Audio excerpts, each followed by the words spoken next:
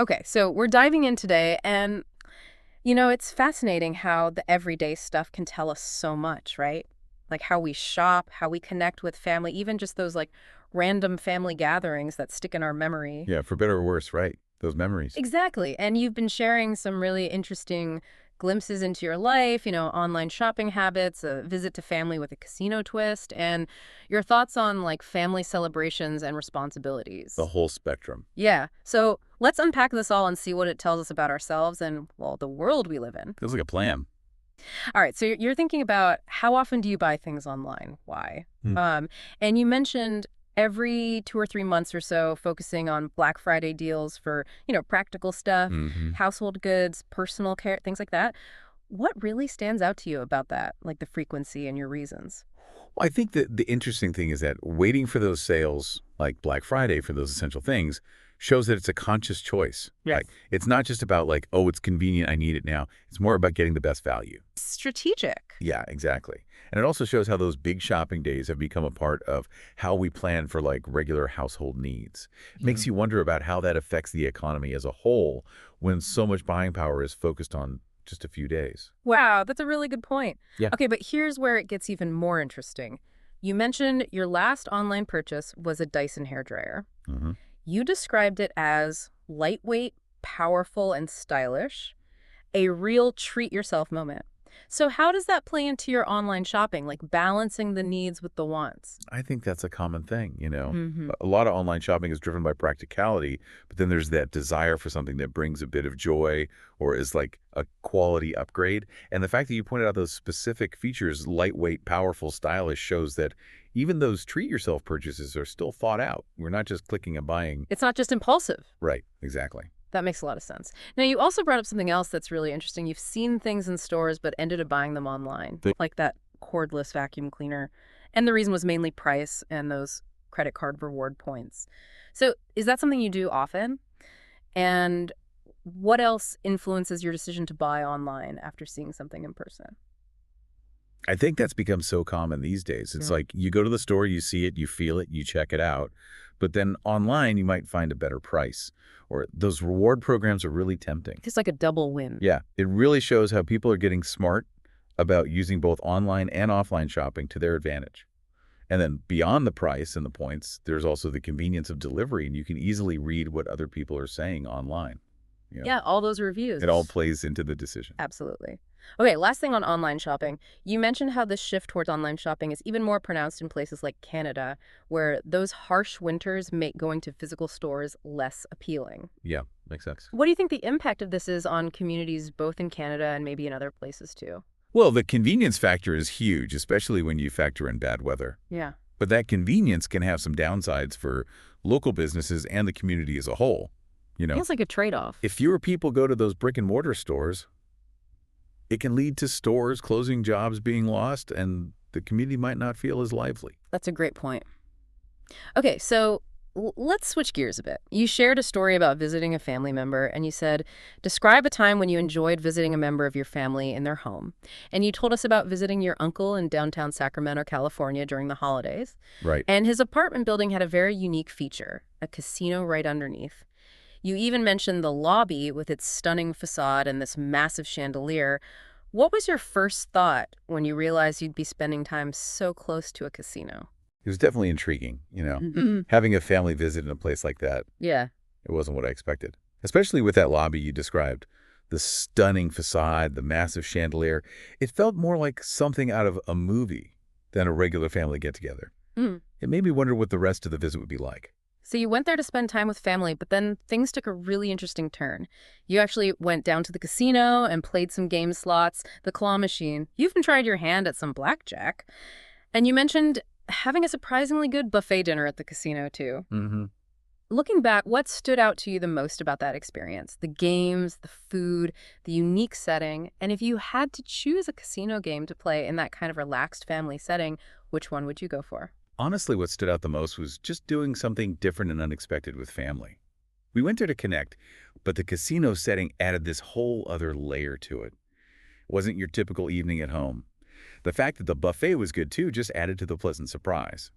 As for the games in a casual family setting, I'd probably stick to something easy and fun, like the slots or the claw machine. Hmm. Maybe blackjack, depending on how comfortable everyone is with it. It's a bit more interactive. You get to make decisions together. The important thing is that it's something we can all enjoy together. You know what's really interesting is that you emphasize the overall atmosphere more than the activities themselves. You said it was exciting and energetic, but also really brought everyone together. You did. There was laughter, you took photos and made some great memories. You described it as a rare occasion where everything just felt right. Can you think of another family visit where the atmosphere itself, not a specific activity, made it so memorable? Yeah. I remember this camping trip we took years ago. There weren't any big plans, mostly just sitting around the campfire telling stories and taking walks in the woods. But there was this incredible sense of peace and togetherness. No distractions, fresh air, just being present with each other. It created this really relaxed and joyful atmosphere. And the laughter wasn't tied to anything specific. It just came naturally from those shared moments and inside jokes. It wasn't about doing anything amazing. It was about being together in a different environment. So, thinking about both those experiences, the casino visit and the camping trip, what do you think makes those family visits so enjoyable and memorable? Does the element of surprise, like that casino in Sacramento, play a big role? What's the secret sauce for creating positive, lasting family memories? I think it's a combination of things. A shared experience, a relaxed and positive atmosphere, and a change from the routine activities like the novelty of a casino or the simplicity of a campfire give you something to focus on and create shared moments. But it's the underlying feeling of connection, the laughter, the ease that makes those memories really stick. And yeah, the unexpected element like the casino can really elevate those experiences. It's something new and different that breaks the mold and can lead to spontaneous fun and surprises. And those are often the things we remember the most. At the end of the day, it's about creating those opportunities for genuine connection and shared joy, whether it's through planned activities or just by creating a comfortable and engaging environment. So true. All right, let's shift gears one last time to those broader perspectives on family occasions and responsibilities. You answered the question, when do families celebrate together in your country? You talked about Christmas in Canada and emphasized the cozy and joyful vibe the board games. It sounds like a really relaxed yet sophisticated atmosphere, a time to slow down and reconnect. How does that compare to what you see in your own community or family? You know, that description of Christmas in Canada with the cozy gatherings and board games and that slower pace, it seems like a lot of family celebrations around the world are similar, even if the specific holiday is different. The themes of taking a break from the everyday rush, reconnecting with loved ones, and doing those shared, often traditional activities, those seem to be universal aspects of family occasions. It speaks to that human need to come together and strengthen those family bonds through shared rituals and a sense of collective joy. That makes sense. Then there was the follow-up question. How often do all the generations in a family come together in your country? And you mentioned an annual gathering during the winter holidays as a significant tradition often driven by the grandparents' belief in sharing meals together. What patterns have you observed when it comes to those multi-generational family get-togethers? I think having that yearly multi-generational gathering, usually around a big holiday and centered around a meal, Yeah. pretty common. It often reflects the older generation's wish to keep the family connected and pass down traditions. Even with people living farther apart and having busy lives, that effort to get everyone together at least once a year shows how important those intergenerational bonds are. It's about creating shared memories across different stages of life. And for the really interesting part, you talked about why some people might not enjoy family occasions, and specifically mentioned those repetitive and kind of invasive questions that can make things awkward, even with good food. Have you ever felt that way at a family gathering? What do you think causes those feelings? Oh yeah, I think a lot of people have felt that way. It's strange because it usually comes from a good place, but people aren't always aware of personal boundaries or different life choices. Family gatherings are supposed to be about connection, but those kinds of questions can make you feel judged or pressured to fit into a certain mold. It shows how tricky it can be to balance that closeness with respecting individual choices, even during a celebration. Such a good point. All right, let's move on to responsibilities within the family. You considered the question, do you think it is a good thing for parents to help their children with schoolwork? And you agreed, saying it can be a way to bond and show the importance of learning, but warned against doing the work for the child. How do you find that balance of parental involvement in a child's education? It's all about finding that sweet spot between supporting them and letting them be independent, helping them understand things, encouraging them, creating a good learning environment. That can all be so beneficial. It shows them that their education matters, and it strengthens the parent-child bond. But doing too much like doing their homework for them or always talking to their teachers, that can actually hurt them in the long run. They need to learn how to problem solve and rely on themselves.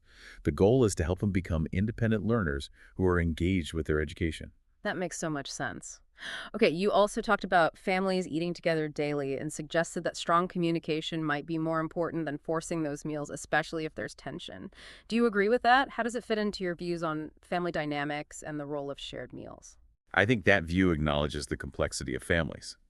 Shared meal times can be great for connecting and communicating, but they're not the only way to have a healthy family. If those meals become stressful, they can actually do more harm than good.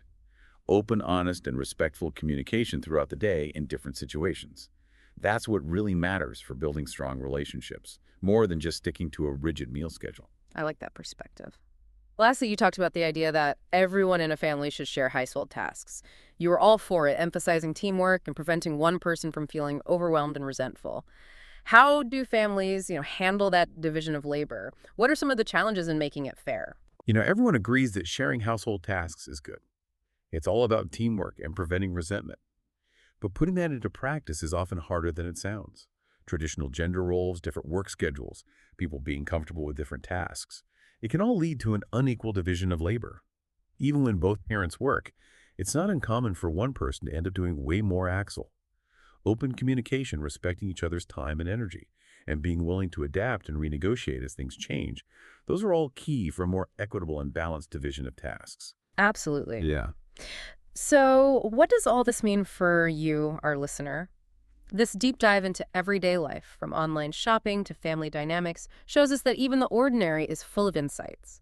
We've explored how our need for things and our desires shape our buying habits, how unique experiences create lasting family bonds, and how our ideas and realities of family life are always changing. Think about how these things connect with your own life. What moments or observations stood out to you? It makes you wonder. How might you approach your own shopping habits, family interactions, and even how you create memories in the future? Maybe by thinking about these everyday things, we can discover some really profound truths about what truly matters to us. Food for thought, right? Definitely. Thanks for joining me on this deep dive. My pleasure. Until next time, keep exploring and keep sharing those everyday moments that make life so fascinating. See you. Bye.